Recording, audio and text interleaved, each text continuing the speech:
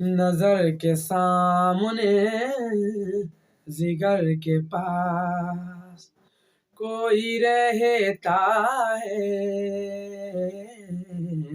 ओह तुम। नमस्कार छात्रों। तो चलिए आज हम बताते हैं केमिस्ट्री में ब्रैग्स इक्वेशंस। क्या है ब्रैग्स इक्वेशंस? तो देखिए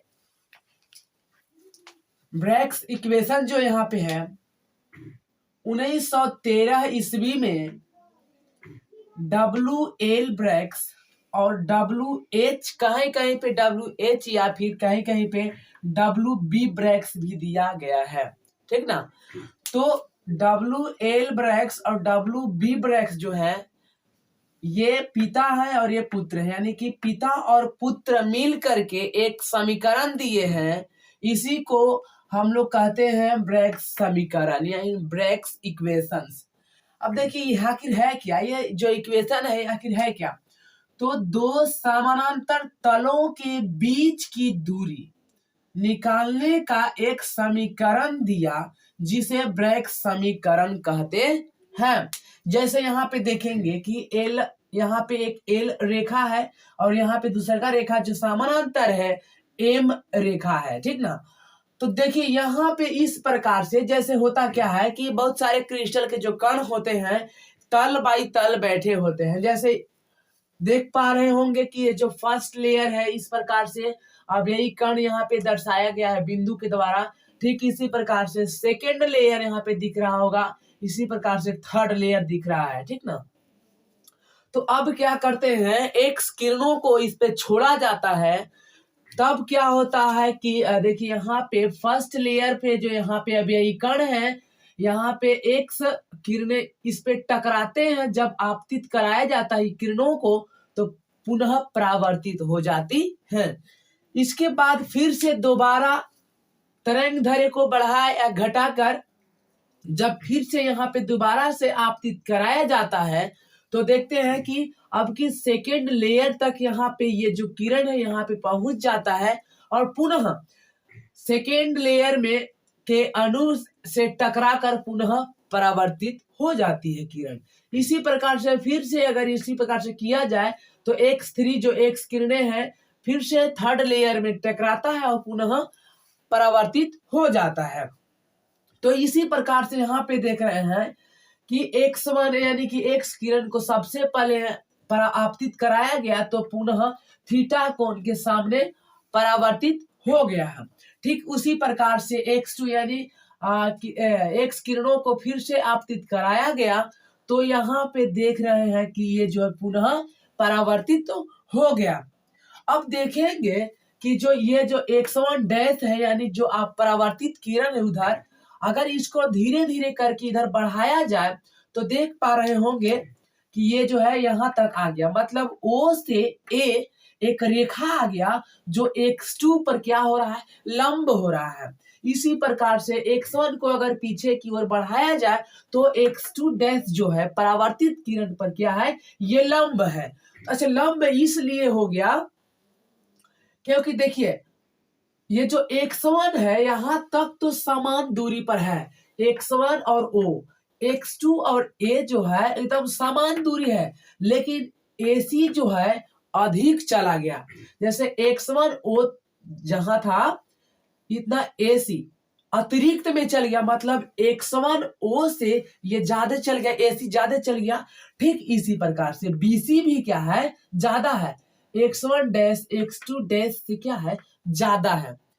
अब देखिए ये जो L और M जो है जो तल है, जो दो तल है, इसके जो दूरी है डिस्टेंस इसको छोटा d से सूचित किया जा रहा है। अब यहाँ पे देखते हैं कि ये जो लंब है तो जाहिर सी बात है कि यहाँ पे 90 डिग्री का कोण बनाएगा। अच्छा 90 डिग्री का जब ये कोण बनाया और ये यहाँ पे थीटा दिख रहा है तो थीटा यहाँ पे दिख रहा है तो मान लीजिए कि ये थीटा है और ये पूरा 90 था तो 90 में से थीटा हो गया तो 90 माइनस यहाँ पे क्या बचा, 90 माइनस थीटा बचा। ठीक उसी प्रकार से ये जो यहाँ पे दिख रहा होगा ये किरण ओसी भी तो लंब है ना एल रेखा पे, तो जाहिर सी बात है कि ये भी पूरा यहाँ से लेके यहाँ तक 90 डिग्री का हो गया। अब यहाँ पे हम देख रहे हैं कि 90 माइनस थीटा यहाँ पे ये था और 90 यहाँ पे अगर माइनस कर दिया जाए, 90 में से 90 माइनस थीटा को माइनस करेंगे तो हमको मिलेगा 90 minus theta minus minus plus. तो 90 से 90 क्या हो जाएगा, कैंसिल हो जाएगा, यानी कि सिर्फ और सिर्फ क्या बचेगा, थीटा बचेगा। यानी कि यदि हम देखें OAC त्रिभुज में तो ये जो यहाँ पे कोण दिख रहा है ये थीटा कोण बना रहा है। जाहिर सी बात है कि जितना OAC उतना ही OBC है, क्योंकि ये दोनों क्या है, समरूप या स्तरमांक सम इसको कह सकते हैं। जाहिर सी बात है कि ये भी थीटा हो जाएगा और जितना AC है, AC की लंबाई है उतना ही BC की लंबाई है। यानी हम कह सकते हैं कि जितना AC होगा उतने क्या है, BC, यानी AC बराबर BC है। अब हम देखते हैं तो दिया गया है कि OA लंब है x2 पर, जो OA दिख रहा है x2 पर लंब है, तथा OB लंब है x2 डैश पर, x2 डैश पर OB क्या है, लंब है, और साथ ही साथ OC जो है, OC L रेखा पे या फिर N रेखा पे आपस में लंब है।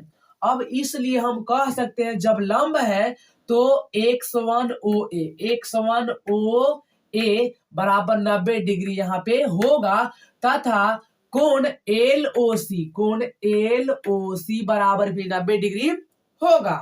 अब हम त्रिभुज निकालते हैं, त्रिभुज AOC।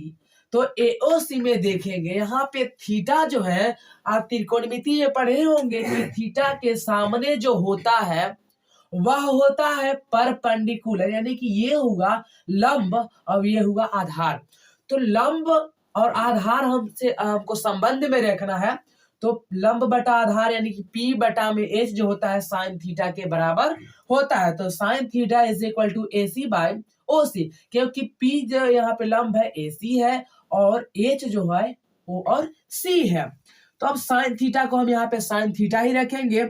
अब AC है तो AC को AC रखेंगे और OC जो यहाँ पे दिख रहा है OC, तो OC की लंबाई हमें पता है D, तो OC के जगह पे हम D रख लिए। अब AC और 1 में मल्टीप्लाई किए तो AC हुआ और साइन और D में मल्टीप्लाई किए तो D साइन थीटा हुआ। अब हमको क्या करना है कि लैम्डा ज्ञात करना है, तरंग दैर्घ्य ज्ञात करना है। तो n lambda is equal to AC plus BC, मतलब जितना AC होगा और उतना BC, इतना ही मतलब अधिक दूरी तय किया है।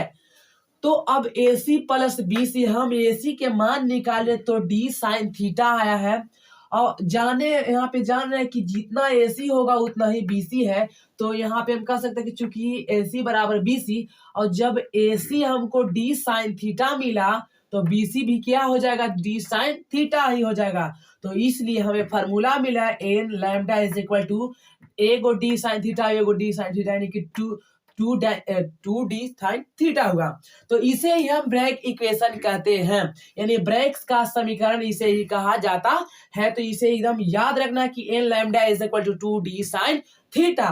अब जहां पे हम देखें कि n क्या है तो पूर्णांक संख्या है, लैम्डा क्या है तो तरंग दैर्घ्य है, और d क्या है तो दूरी है। अब n के मान 1 2 3 कुछ भी रह सकता है। इस प्रकार से कहेंगे कि n अगर 1 है तो इसे हम कहेंगे कि प्रथम कोटि का परावर्तन कहेंगे, अगर n बराबर 2 है तो इसे हम द्वितीय कोटि का परावर्तन कहेंगे। तो मुझे आशा है कि यह वीडियो बहुत ही समझ में आया होगा। अगर यदि आपको थोड़ा बहुत भी लाभ पहुंचता है तो चैनल को सब्सक्राइब, लाइक एवं कमेंट करें, और यदि लगता है कि इस वीडियो से और आपके फ्रेंड्स को फायदा हो सकता है तो आप इसे शेयर जरूर करें। धन्यवाद।